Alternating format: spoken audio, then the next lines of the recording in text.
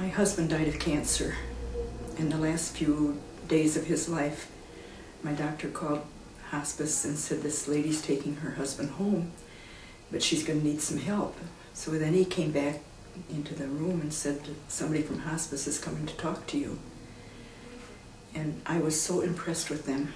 They came in every day, gave him medication, bathed him, and just were so gentle with him.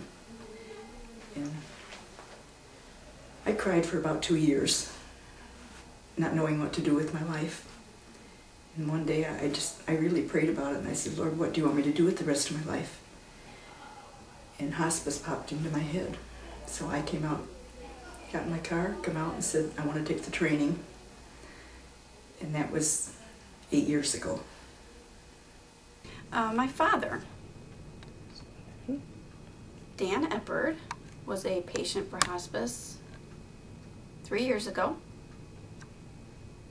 And we use the services here, and I also use the bereavement services after my father passed away, and wanted to give back what we got out of here.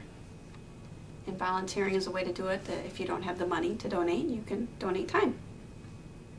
Well, I saw an ad in the Reminder wanting somebody that had music talents, and I really wanted to do or practice my Christian faith outside the box. In other words, to be able to go to anybody, anywhere, regardless of their background or affiliations. And this has given me the freedom to do that. I'm a volunteer because of my wife, and she got me involved and interested.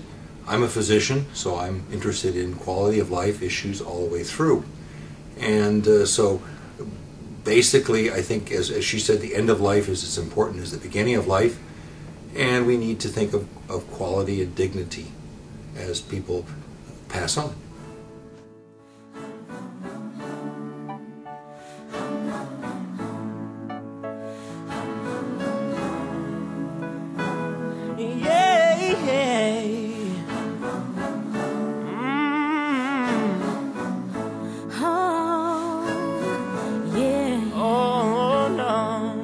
Sometimes in our lives we all have pain, we all have sorrow.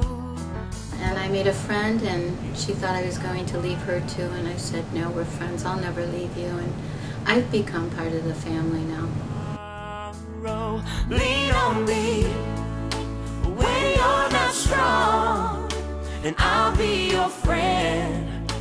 I'll help you carry on, for it won't be long till I'm gonna need somebody to lean on.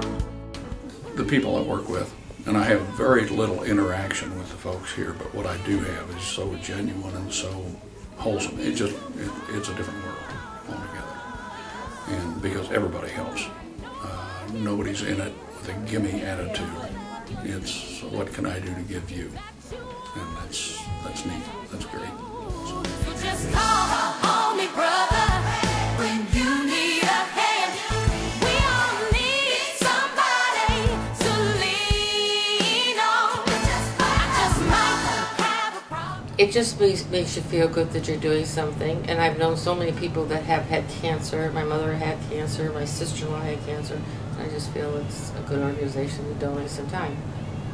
It's very rewarding to be able to go in and relieve someone who is doing so much more than we'll ever know by taking care of the patient 24/7. And if I can go in and let them go out and breathe the fresh air for a few minutes, that makes me feel like it's all worthwhile.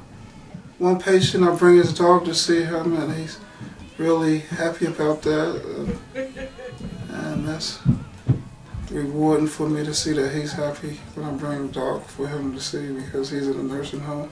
Because Hospice took care of my husband for 2 to 3 weeks just before he passed away, and I thought I would try to do something for them, a little bit of a payback.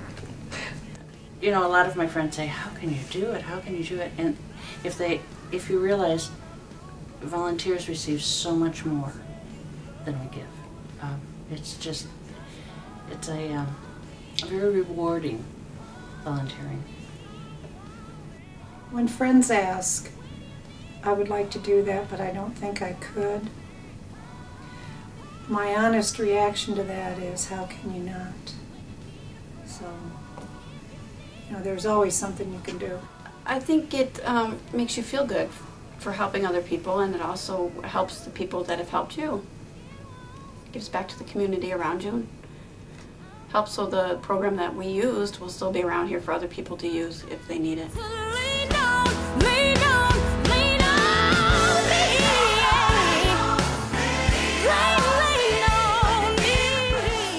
They're giving me more than I'm giving them. They're on the front lines. They're getting close to making that biggest step they'll ever make in their whole life. To be a part of that is, I can't express, the gratitude that people would let me do that.